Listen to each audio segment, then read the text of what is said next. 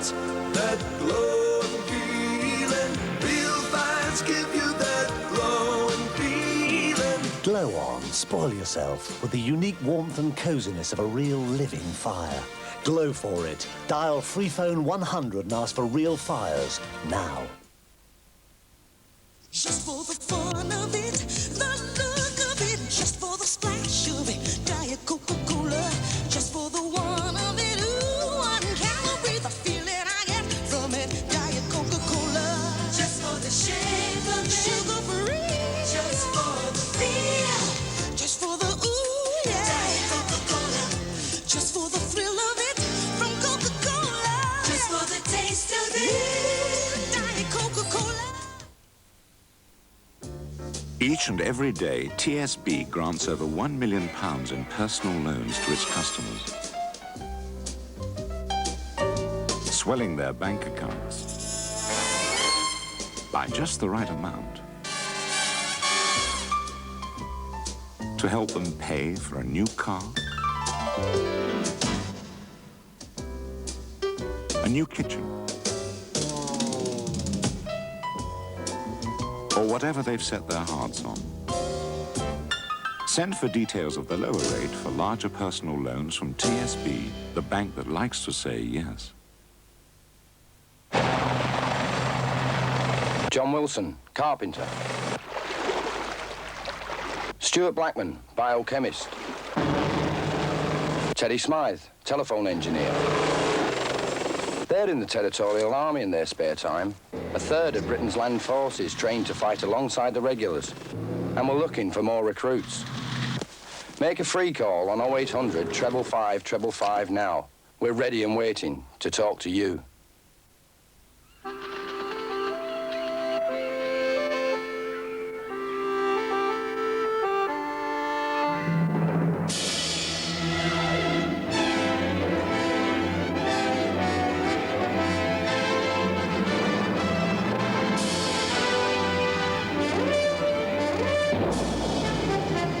New from Fisherman's Friend, super strong mint.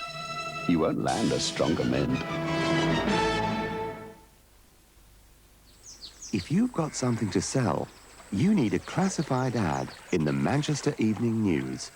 You can place an ad for just about anything. A double bed, a garden shed, a sports car, or even a budgerigar. But don't expect just a trickle of replies. You could be absolutely... With over 750,000 readers, a small ad in the Manchester Evening News gets a big response.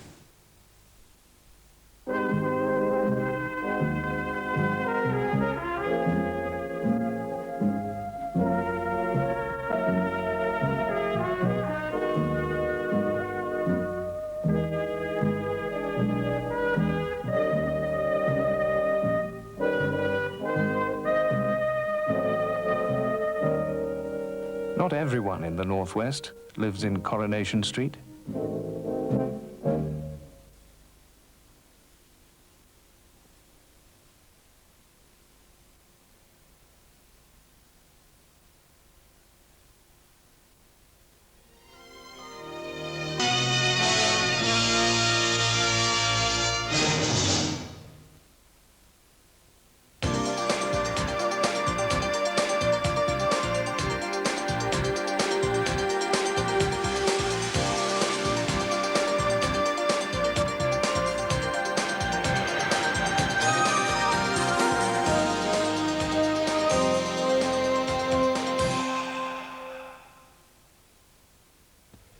Late night viewing continues here on Granada in a few minutes with advice on sexual therapy in Donahue. Hi there, like to introduce more ways to eat your Cadbury's cream eggs. Here's Lone Ranger on Silver. Whoa, take it steady, Neddy. On Tom-Toms, Abraham Lincoln. Wham, bam, thank you, Abraham. Julius Caesar on saxophone. He's a taste bud pleaser, that. Caesar Geezer. Bonnie Prince Charlie doing the Yoki Koki. Off of its block jock. Cadbury's cream eggs. How do you eat yours? Mr. Redmond, Dr. Graham will see you now. When somebody comes to sell you a pension, life assurance, or a mortgage, Will they sell you one that suits you or one that suits them? So the house and the door drawing is in my wife's name? Yes. At Allied Dunbar, we promise we won't offer you any of our products until we've completed and analysed a thorough fact find. About your plans to move house? Have you had that cough long, Mr. Redmond? Cough? So the first time we meet, don't expect us to sell you anything at all. Allied Dunbar, before we open our mouths, we open our ears.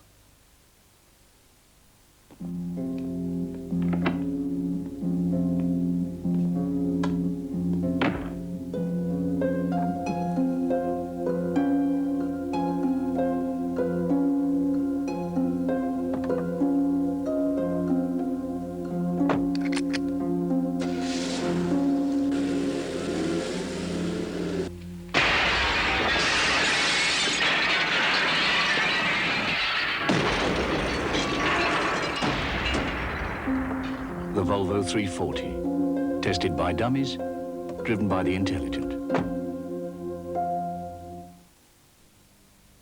When you go to sleep, don't fall prey to the nighttime terrors like ghouls and specters. And spots. Spots just love the night, but they hate Clearasil because it removes the oil and dirt ordinary washing leaves behind. Clearasil lotion cleanses pore deep with an antibacterial action. And so does Clearasil milk for combination skin. Use their cleansing power mornings and at night, and you'll help prevent spots going bump in the night.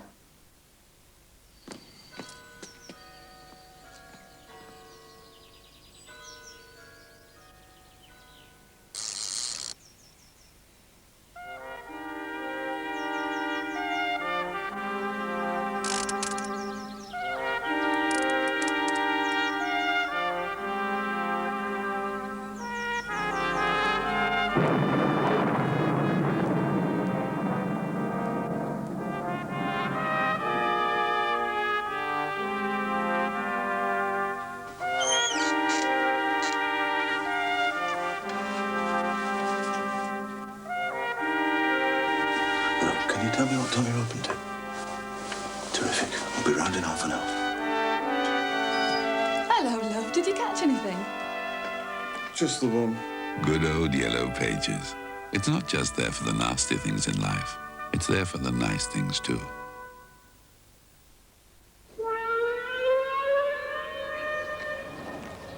It's not easy being a dolphin.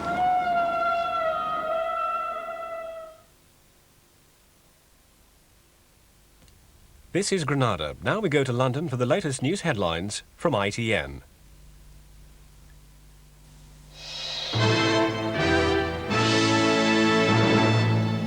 Former police chief John Stalker says he's vindicated by the announcement of a new inquiry into possible disciplinary charges against Northern Ireland police officers. The Ulster Secretary, Mr. Tom King, told the Commons that the RUC made serious mistakes after the shoot-to-kill allegations of 1982. But Dublin has accused Britain of more fudge and delays over the controversy. Further delays in the resolution of this whole saga can only further undermine credibility and delay the restoration of normal relationships between all involved. The simple truth of the matter is that as far as these particular issues are concerned, we are at an impasse. There is no progress. Disciplinary action alone in this area will not suffice. It's the third inquiry into allegations that the RUC ambushed unarmed suspects. John Stalker welcomed the statement. Well, I'm glad he's made it. I think it says many of the things that I hope would be said. I think it's helpful, useful. It's the first step, hopefully, in the healing of problems, and at a personal level, yes, I'm glad. 32,000 car workers at Fors will vote later today on whether to accept the new pay offer recommended by their union negotiators. At Halewood on Merseyside, shop stewards are urging rejection in tomorrow's ballot. Prince Charles has taken the oath in the House of Lords, but decided against taking part in a controversial debate on forestry. The Prince is known to be concerned about damage caused by widespread planting of conifers in Scotland. Labour is angry at tax-free profits made from tree planting, and the government's now indicated it may change the law. The British film Hope and Glory has received 5 Oscar nominations, including one for Best Picture. The film is based on the wartime experiences of its English director, John Boorman. American critics say its chances of winning an Oscar are good. It will be Boorman's first success at the awards ceremony. It's certainly my most personal picture, and because it's about my own childhood. And it's particularly gratifying, I suppose, to have this kind of recognition for a film which is so close to my heart.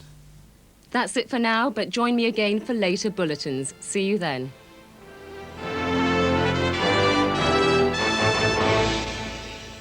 Next on Granada tonight, Betty Dodson gives advice on sexual therapy. Donahue. In the age of AIDS, more and more people are having sex with themselves. I don't make the news, I just report it. Think about it. What's so dumb about that? It's certainly a lot safer. And we've even got a book about it now. And as a matter of fact, sex therapists who've been on our show say that it is the most important, or one of the most important vehicles for therapy, to help people who aren't expressing themselves as they think they ought to be. Connecticut, you've got to help me here. We've got a whole hour. Betty Dodson joins us. She's, her book is titled Sex for One. No kidding. You teach the joy of self-loving. You teach a course called Body Sex Workshops. I got to enroll in that. I'm not doing the men's groups anymore, Phil. You don't? Just women? Yeah, just the women's groups. Did you used to do males? Yes, I did. I did a few groups. Well, because we know all there is about sex. We're all very good lovers. It's natural. Being a man, you are a naturally good lover. The women have to go to school and you need remedial work, and that's what this is. Okay, Ms. Dodson, tell us what's going on here. You're serious about this, Sex for One. Tell me about it. Oh, I think it's wonderful. First of all, I just want to say it's a lot of fun. That just clears it right away. And the workshops, not only, I mean, when I first started off, the idea was to help women have orgasms. And it just became so much more than that as the workshops went along. I found out we were sharing a lot of information besides sex information. Women were learning how to have orgasms. We were learning how to explore our fantasies. Really? We were finding out that sex went a lot further than we thought it did when we had time to do it alone and we had time to really focus on who we were and what we were doing and where we were at. It was wonderful. It's kind of a meditation then, in a sense, huh? Well, yeah, I have a chapter called Masturbation is a Meditation. Yes, you do. I would not have said that during the program, but... Of course, now the TM people and the other, you know, the regular meditators, they think that's a little weird. It is a quite natural experience, and it's apparently one in which you in your own professional work you've discovered increasing numbers of people get to be adults without really enjoying this entitlement. Is that how you want to say this? Exactly. A lot of us grew up with a lot of prohibition around masturbation, you know, a lot. I mean, I've heard some really hair-raising stories about people being traumatized by a well-meaning parent that really was trying to help the child develop correctly. Yeah. And in that process, it's like I had a woman say that her mother made her feel so badly about touching herself there that she has never been able to have good sex. Well, most males have a story, and you know, about a well-meaning father after the bathtub when you're about age 5 saying, "Don't ever let me catch you playing with that." That's about the extent of the sex education for not a few males who grew up. I don't know whether that's necessarily damaging, is it? That and hair on the palms of your hands. Hair on the palms of your hands? Right. You heard this. Well, let me get. I've got it. You heard that story, right, Phil? You heard the story about the teacher who told the little 5th graders or 3rd graders that they shouldn't play with themselves because they'll go blind. And the kid in the back row raised his hand. And he said, "Can I do it till I need glasses?" None of us are wearing glasses. Laurie Brinkman is married for all. You're married, and you've. Are you married for 4 years? Almost, yeah. Okay, almost 4 years. Says that here. You took Betty's workshop last year. I took it a year Are ago. you Exhibit A at this non-orgasmic women's convention? Exactly. You are. I didn't have an orgasm until I took Betty's workshop. Really? And I'd been married for a while and actually married twice, and Just, I don't know, I was just physically not receptive, not open, not able. And I learned Now, how. you didn't miss what you didn't know, did you? Or did you know? I was angry. I thought I was missing something. I figured everybody else was getting something I wasn't getting, and I was about it. Right. How do you, well, I would be too, I guess. How do you explain your own, what do you want to call this, 20% capacity kind of?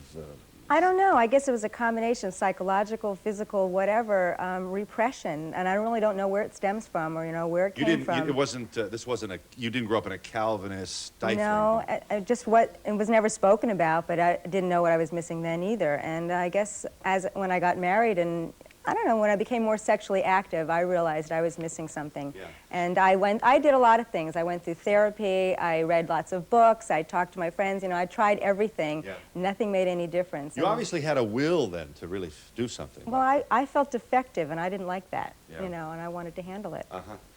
Well, you certainly, you know, from a non-orgasmic woman to talking about it on a national television program, this is some kind of an achievement. We are impressed. What moves you like this? I guess we should all be this uninhibited.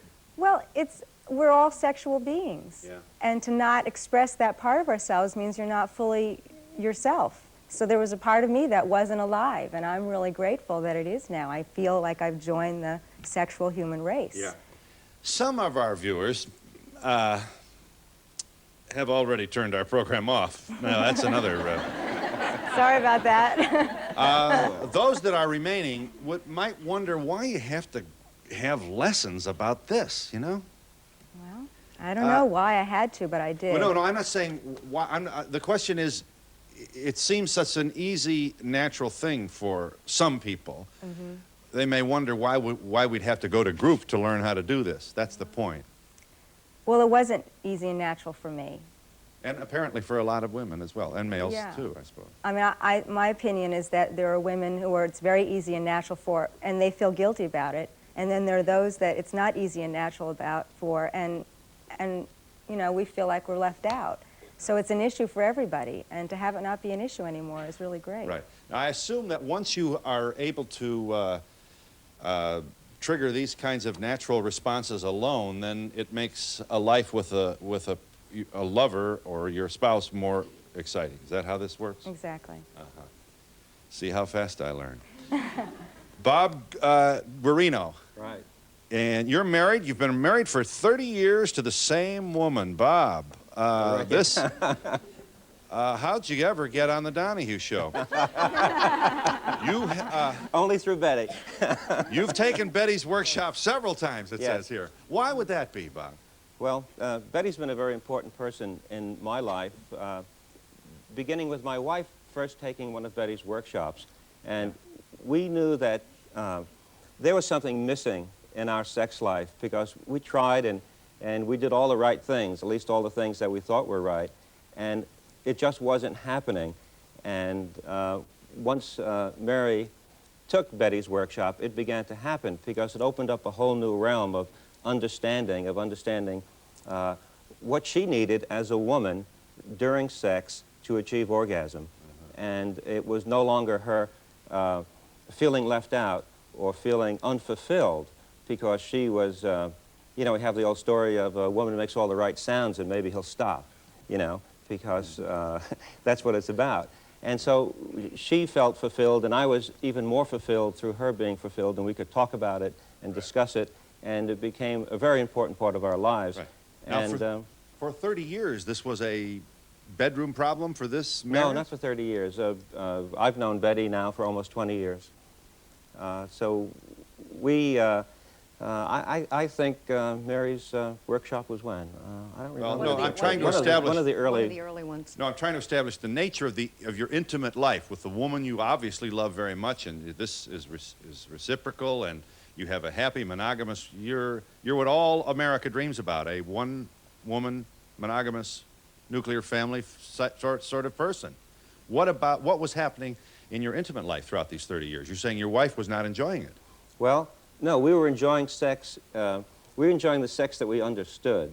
But we weren't totally fulfilled in that sex because Mary wasn't achieving an orgasm each time we had sex. And So- we were working on that, I see. okay? I see. And it wasn't until that, it wasn't until she worked with Betty and determined that she could masturbate to orgasm, and we could make that part of our foreplay, that then our sex life became totally fulfilled from that point on. And we could discuss it, we could talk about it, we could talk about what I had to do for her to achieve orgasm. Not only what she had to do, but what I had to do. And Right. so it gave me that understanding of what she needed in our intimate relationship to achieve orgasm. So after about 25 years, it was like being back in high school, I guess, huh? Well, after about 13 years, I 13 think. years. About 13 years. So it's obviously renewed your relationship, and happy days are here again. Is that how we want to say this? It's great. Well, you have our admiration. You know, in a way, Phil, the groups are like, I call them sexual kindergarten, because it's going back